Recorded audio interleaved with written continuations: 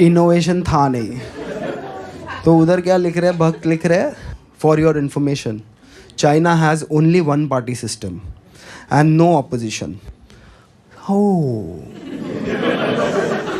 Right, private company को opposition रोक रहा है कुछ इनोवेटिव करने से। वो ओला वाला बैठा है कि मैं बढ़िया एआई बनाऊंगा, फिर राहुल गांधी आता है उसका लैपटॉप लेके फेंक देता है। इनोवेशन के लिए मेरे पिताजी लैपटॉप नहीं लाए थे, ठीक है, इनोवेटिव करेगा। वन पार्टी सिस्टम में ही इनोवेशन हो सकता है, ठीक है। ऐसे लिखते हैं ना ये लोग, मतलब लॉजिक। आप कैसे जवाब दोगे इसका कि चाइना में सिर्फ एक पार्टी है और ऑपोजिशन नहीं है, इसीलिए वो आ गया है। तो डेमोक्रेसी ना इनके बीच में आ रही है। सही है, tech journalist, so you just report on how we are not technologically savvy. Indian businessmen don't even agree that they are doing the wrong thing. Like look at that Ola guy for example. मैं ऐसा क्या ही बोल रहा था कि भड़क गया वो। सिंपल है भाई, तू टू व्हीलर बनाता है, उसके दोनों व्हील नहीं चल रहे हैं। वो बोल रहा है आजा इधर कर ले मेरे साथ काम, साथ में इंडिया बनाएंगे। पहले ये बिजनेसमैन का क्या फेटिश है इंडिया बनाने का? एक ढंग की बाइक नहीं बन रही, ये इंडिया बनाएगा अभी। समझने वाली बात यह है कि अभी क्यों स्टार्टअप वालों को सुनाया जा रहा है, यह कुर्ता फाड़ होली क्यों खेली जा रही है।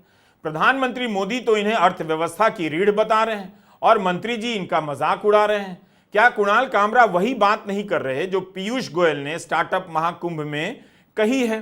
स्टार्टअप के नाम पर केवल दुकानदारी हो रही है। पीयूष गोयल ने कहा भारत के उद्योगपति रिस्क नहीं लेते, डीप सीक जैसी एआई नई ग्लोबल चीज नहीं बनाते।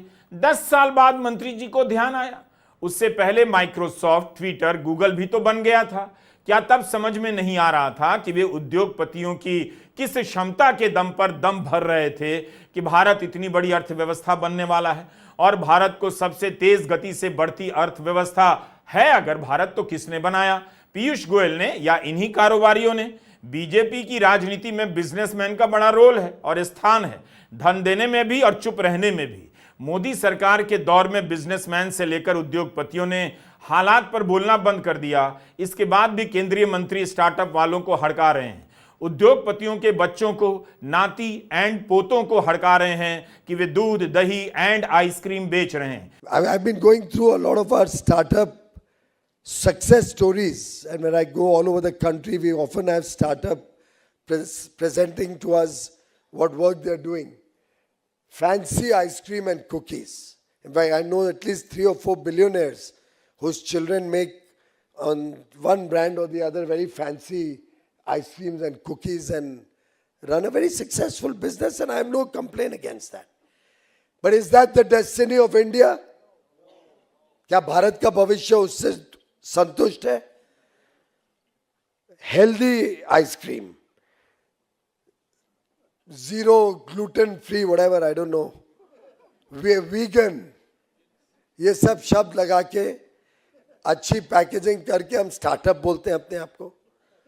ये स्टार्टअप नहीं है, ये एंटरप्रेन्योरशिप है, ये बिजनेस है। दूसरी तरफ सेमीकंडक्टर्स में ग्रोथ हो रही है, आर्टिफिशियल इंटेलिजेंस खुद की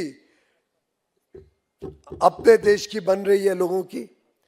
They are investing heavily to become self-reliant, building chips, AI models, which will prepare the nation for the future. Bharat ने क्या करना है?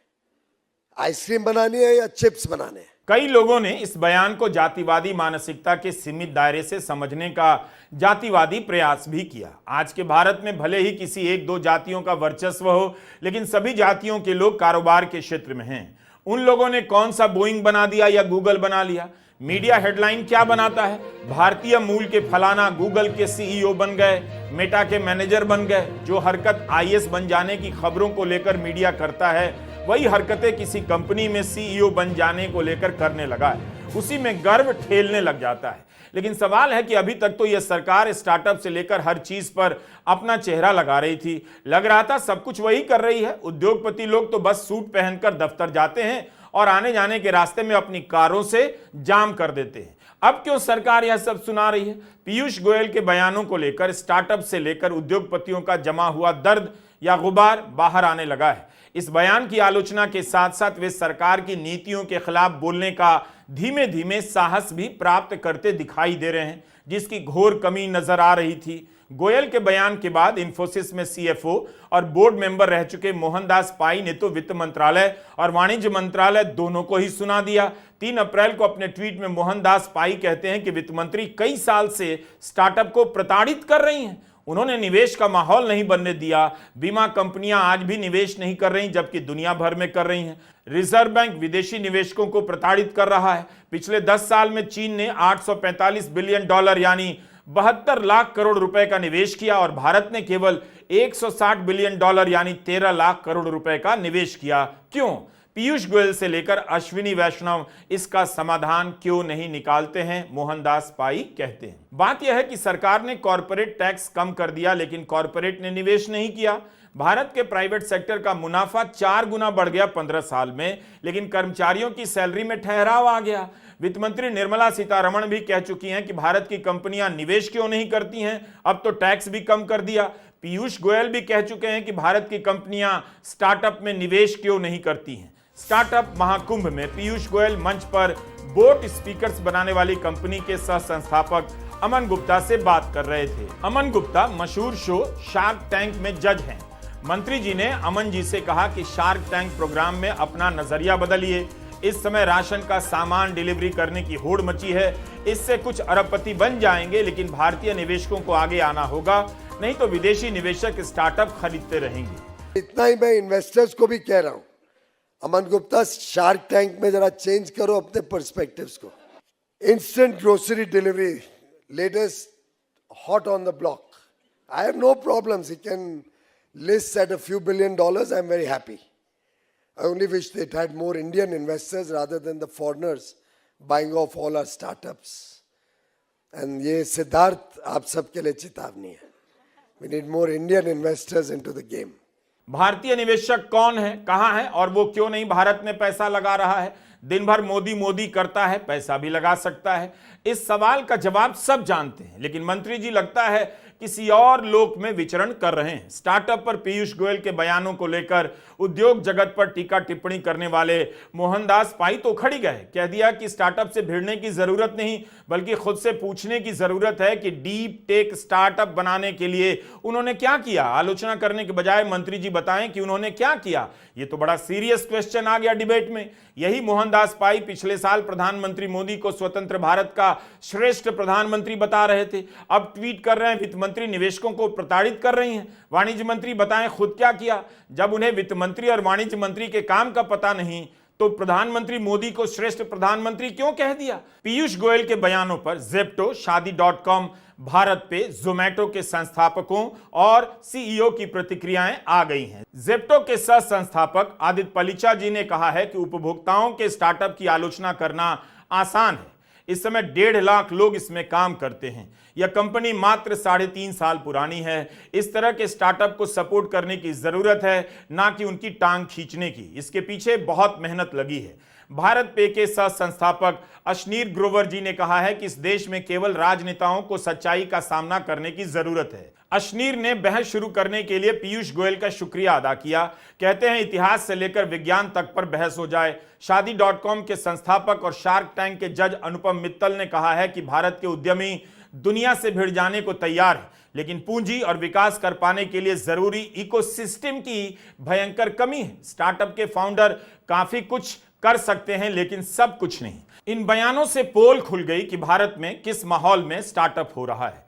यही नहीं, स्टार्टअप को भी छुई मुई नहीं होना चाहिए। ठीक है, उन्होंने रोजगार पैदा किया, लेकिन किस स्तर का, किस सैलरी का रोजगार? उनकी कंपनियों में क्या वैसा ही माहौल है जैसा ग्लोबल कंपनियों में होता है या होना चाहिए? अगर है तो इस पर बोलिए। स्टार्टअप के बिजनेस मॉडल में गिग वर्कर के लिए क्या है, क्यों नहीं है? क्यों सरकारों को सामाजिक सुरक्षा का नेटवर्क बनाना पड़ रहा है? अश्नीर की बात सही है कि बात करनी है तो विज्ञान की भी कर लीजिए। मतलब बता दीजिए विज्ञान के क्षेत्र में भारत ने कौन सा तीर मार लिया। जो नेता बिजनेसमैन पर हंस रहे हैं, बिजनेसमैन को सोचना चाहिए कि उनकी हर गलत बात का समर्थन करने या गलत हालात पर चुप रहने से उन्हें क्या मिला। चुप रहने का फायदा उन्हें बिल्कुल नहीं मिला। ये कौन लोग हैं? मोहनदास पाई, आदित्य पलीचा, अश्नीर ग्रोवर, क्या ये कांग्रेस सिस्टम का पार्ट है? पीयूष गोयल ने बयान जारी किया है कि कांग्रेस और उसका सिस्टम उनकी बातों को गलत तरीके से पेश कर रहा है। आज मैंने सोशल मीडिया पे भी देखने की कोशिश की, सिर्फ और सिर्फ कांग्रेस और उनका इकोसिस्टम ने मेरे कल की बात को समझा नहीं। पूरी स्टार्टअप की दुनिया, आप लोग को कोई गलत लगा मेरी कल की बात में? किसी को भी? ये तो मैंने किसको इकट्ठा नहीं किया, तो यहाँ खत्म हुआ तो ये सब आए हैं ना। आपको किसको बुरा लगा जो मैंने कल कहा? आपने देखा होगा कि मैं सिस्टम नहीं बोलता, सिस्टम बोलता हूं। जैसे अंकिल को अंकिल बोलता हूं, बजट भी हो जाता है, बजट भी हो जाता है। लेकिन अभी यह महत्वपूर्ण नहीं है। क्या मोहनदास पाई से लेकर जोमैटो, भारत पे के संस्थापक भी कांग्रेस के इकोसिस्टम के पार्ट हैं? गोयल कहते हैं उनके बयान को ठीक नहीं समझा गया। यही बात तो कुणाल कामरा का भी कहना है। उन्होंने सिर्फ मजाक किया, लेकिन उनके पीछे पुलिस लगा दी गई। वो किसका इकोसिस्टम था जो कुणाल कामरा के पीछे पड़ा? पूरे भारत में कुणाल को दौड़ाकर मारने की बात करने लगा। प्रधानमंत्री मोदी अकेले नहीं, जिन्हें अपने पद पर रहते हुए 10 साल से अधिक हो गए। उनके मंत्रिमंडल में भी कई मंत्री हैं, उनके भी 10 साल पूरे हो गए, उससे भी ज्यादा। इन्हीं में से एक है पीयूष गोयल। प्रधानमंत्री मोदी ने इस 10 साल में इनकी प्रतिभा का कई मंत्रालयों में उपयोग किया है। भले इस समय वाणिज्य और उद्योग मंत्री हैं, लेकिन कोयला मंत्री रह चुके हैं, विद्युत मंत्री रह चुके हैं, नवीन ऊर्जा मंत्री रह चुके हैं। ये तीनों अलग अलग मंत्रालय हैं। इस समय विद्युत मंत्री मनोहर लाल खट्टर, कोयला मंत्री जी किशन रेड्डी और नवीन ऊर्जा मंत्री प्रहलाद जोशी हैं। पीयूष गोयल कपड़ा मंत्री रह चुके हैं, उपभोक्ता मामलों के मंत्री रहे हैं, खाद्य व जन वितरण प्रणाली के मंत्री रहे हैं, रेल मंत्री भी रह चुके हैं। रेल मंत्री बनने के बाद तो उत्साह में कह दिया कि रेलवे के इकोसिस्टम से एक साल में 10 लाख नौकरियां पैदा कर देंगे। आज तक उसका हिसाब नहीं दे सके। कुल मिलाकर पीयूष गोयल 10 साल में 9 मंत्रालयों में भटक चुके हैं। प्रधानमंत्री मोदी अगर इनका मंत्रालय बदल दें तो हो सकता है इन्हें 10 साल में 10 मंत्रालय संभालने का सौभाग्य प्राप्त हो जाए। यह इसलिए बताया कि आप पीयूष गोयल के कार्यों का मूल्यांकन नहीं कर सकते। अगर करेंगे तो 9 मंत्रालयों का करना पड़ जाएगा। तो एक तरह से पीयूष गोयल के कार्यों, उपलब्धियों का मूल्यांकन करना बराबर मोदी सरकार का मूल्यांकन करना हो जाएगा। आसान काम नहीं है। इसके अतिरिक्त पीयूष गोयल राज्यसभा में सत्ता पक्ष की तरफ से उपनेता रह चुके हैं, अब नेता सत्ता पक्ष हैं। इतना काम जिसके पास रहेगा वो कितना काम कर पाएगा, आप समझ सकते हैं। कांग्रेस प्रवक्ता सुप्रिया श्रीनेत वाणिज्य मंत्री के ट्विटर का अध्ययन करने लग गई हैं ताकि पता चले कि वे कितना काम करते हैं। सुप्रिया श्रीनेत का कहना है कि वाणिज्य मंत्री ने प्रधानमंत्री मोदी की बैंकॉक यात्रा से जुड़ी 14 ट्वीट को दोबारा से ट्वीट किया है। दोबारा ट्वीट करने को रीट्वीट कहते हैं, संक्षेप में RT लिखते हैं। इसके बाद माई गव के 2 ट्वीट को रीट्वीट किया है। गृहमंत्री अमित शाह के 1 ट्वीट को रीट्वीट किया है। 1 ट्वीट वक्फ बिल पर है और 3 ट्वीट स्टार्टअप इवेंट पर है। लेकिन इनमें से एक भी ट्वीट ट्रंप के टैरिफ पर नहीं है। गोयल के ट्वीट पर पहले भी रिपोर्ट आ चुकी है कि वे प्रधानमंत्री मोदी के ट्वीट को रीट्वीट करते रहते हैं। यह कम बड़ा काम नहीं है। इस काम को भी GDP में जोड़ लेना चाहिए। अमेरिका चाहता है कि भारत खेती और डेयरी का दरवाजा खोल दे। वो अगर खुला तो भारत के गांव में बेकारी आएगी, तबाही आ जाएगी। लेकिन मंत्री जी ने क्या इस पर कोई ट्वीट किया? जिस समय टैरिफ की चर्चा हो रही है उस समय मंत्री जी स्टार्टअप वालों को सुना रहे हैं। कुछ माह पहले मंत्री जी ने ई-कॉमर्स वालों को हड़का दिया कि उनके द्वारा तय किए गए दामों के कारण 10 करोड़ छोटे रिटेलर पर बुरा असर पड़ेगा। यह भी कहा कि ई-कॉमर्स के बूम के कारण भारत आलसी और बीमार लोगों का देश बन जाएगा। छोटे दुकानदारों के हितों की रक्षा के लिए उन्होंने क्या कदम उठाए, कोई जानकारी है तो उन्हीं को देना चाहिए। लेकिन अपने इस बयान के बाद पीयूष गोयल ने सफाई जारी कर दी कि उसे गलत समझा गया। सरकार ई-कॉमर्स के खिलाफ नहीं है, लेकिन छोटे खुदरा व्यापारियों को अवसर देना चाहती है। तो कई बार मंत्री जी गलत समझे गए हैं। मंत्री जी इनोवेशन और नवीनीकरण की क्रांति की अपेक्षा बड़े बिजनेस घरानों से नहीं, स्टार्टअप वालों से कर रहे हैं। यह अपने आप में अजीब है। क्या दुनिया में बड़े इनोवेशन स्टार्टअप मॉडल से ही हुए हैं? अमेरिका में इनोवेशन का केंद्र और चाइना में इतने बड़े स्तर पर मैन्युफैक्चरिंग फिर कैसे है? शून्य में इनोवेशन नहीं होता और हो भी नहीं सकता। भारत के लोगों की क्रय शक्ति बहुत कम है। बिस्किट का पैकेट छोटा करना पड़ रहा है ताकि खरीद सकें। जाहिर है उनकी खरीदने की क्षमता राशन तक ही सीमित रहेगी। तो ऐप भी फूड और ग्रोसरी डिलीवरी के बनेंगे। मोदी सरकार अपनी आर्थिक नाकामी को वक्फ बिल तो कभी स्टार्टअप के पीछे नहीं छिपा सकती। जब chat GPT, deep seek, Grok launch होकर दुनिया में हाहाकार मचा रहे हैं, तब भारत सरकार कह रही है 8 महीने में भारतीय AI मॉडल लॉन्च करने का प्लान है। 10 साल में बातें बड़ी बड़ी की गई, लेकिन काम छोटा ही रह गया, बड़ा नहीं हो सका। नमस्कार, मैं रवीश कुमार।